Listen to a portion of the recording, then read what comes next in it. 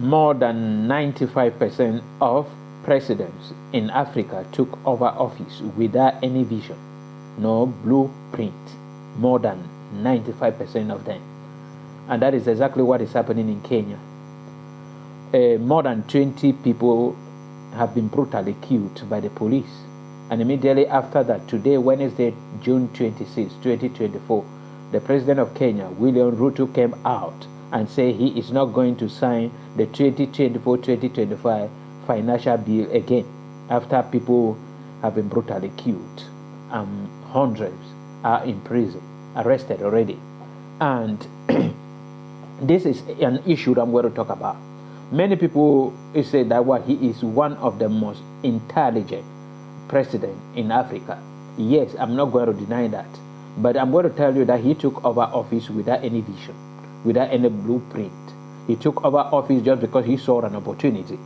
He was not prepared to become a president, because somebody who is prepared to become a president will program and identify all the problems the country is facing, put down solution, and that is what they will call his blueprint or his vision before taking over leadership.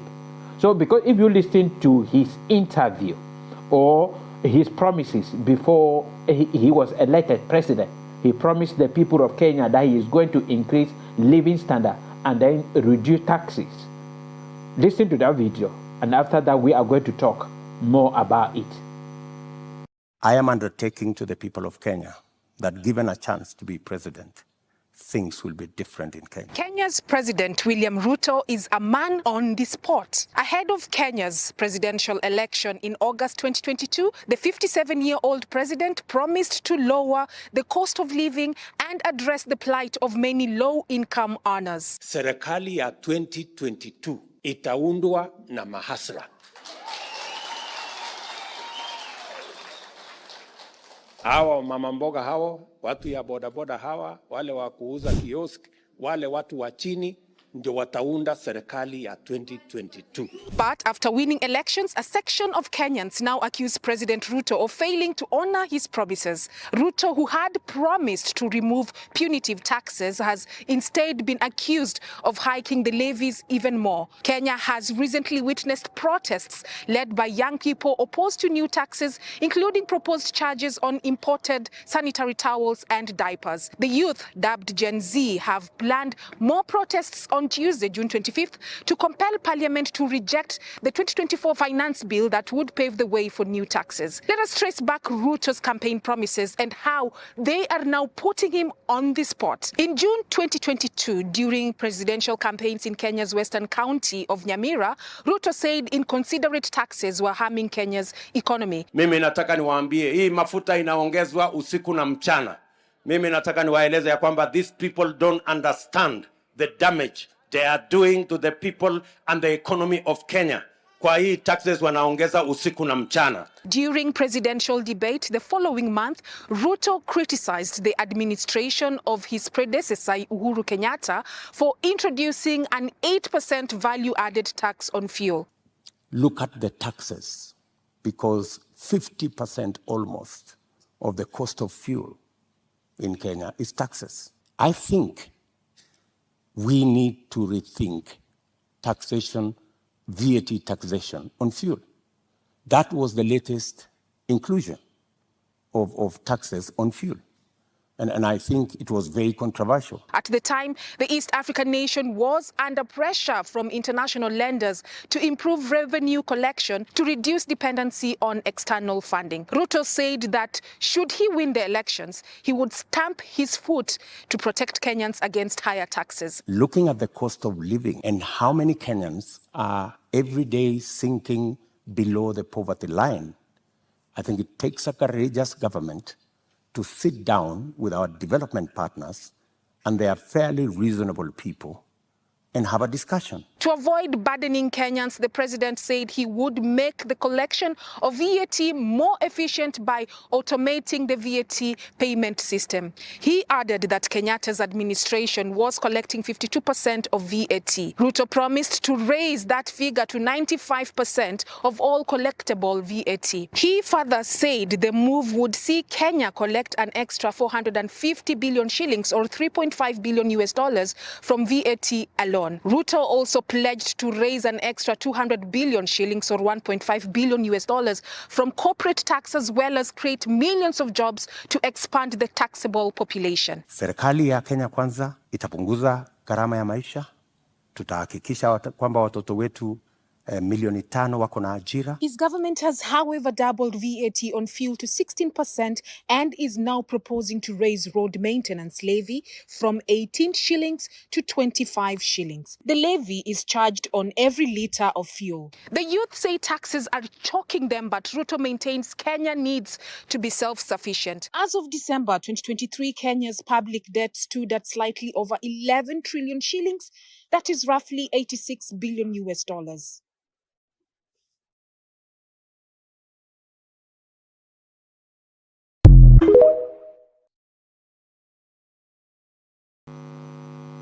When you listen to that particular video, you discover that he promised them heaven and earth.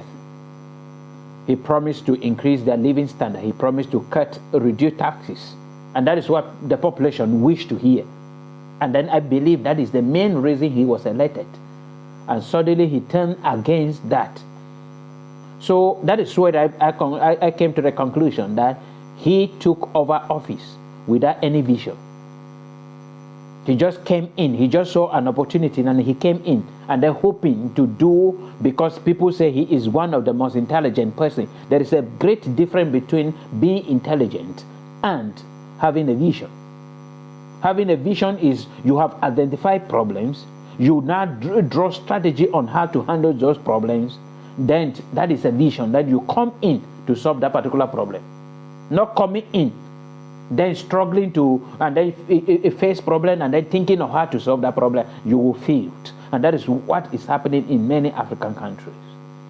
If you look him, he is genuine. He really wished to do the best for the people of Kenya. Just like this guy in Nigeria, Tinubu, wished to do the best for the people of Nigeria. But there is no vision. They don't have any vision. They don't have any blueprint.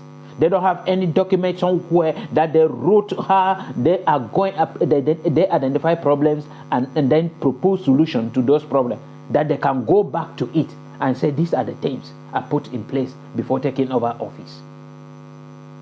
Okay, I wanted, there can never be a government without money, revenue. So I have to increase the government revenue. How can I increase government revenue without going against the promises I gave to my people? And then he could have different ways. Look at this guy in Burkina Faso. He is increasing government revenue in an indirect way without hurting the people. He pushed the people and encouraged agriculture. And many people who were unemployed are now employed in their own, self-employed in their farms, cultivating. As they are cultivating, the government is taxing, putting tax on those products that they are producing from their farms, and indirectly collecting tax from them without hurting them. This is a government with a vision. I believe this is the only person I have personally identified in Africa as somebody with a vision. Mali took over. They are under military rule, but they are not acting the way the president of Burkina Faso is doing. He cut down the expenses of the government. But William Ruto did not do that. Recently, before this issue started, he went to America. If you calculate genuinely and ask how much he spent in America, when he carried the whole half of the country to America for a state visit, if you calculate how much they spent, that was unnecessary because they came back with nothing from there. And then this is somebody that also came out when he took over office and on an interview with Mo Ibrahim, and then said that well, they have taken decision as African leaders that any meeting invited by any country, they will send somebody to represent the whole Africa. They will not go all together. And then suddenly we saw what South Korea invited them. He was amongst them. He went there and was sitting in front of one small country, which is even divided, North and South Korea. They sat there, all African leaders, and William Ruto was there. These are people without any vision. Because when you have vision, you stay with your word. When whatsoever you say, you hold on to it. And this is the very thing happening in Nigeria. Tinubu took over office. The very day he said, fuel subsidy, gone. Without any strategy to replace that, knowing that when you say this, prices of fuel will increase. What strategy did he take? No. Who just hoping that maybe something will happen somewhere and will cover that. People will be used to it. And as people are becoming used to it, that is how he is being pulled down. And then I don't believe they can vote such person again for another term of office.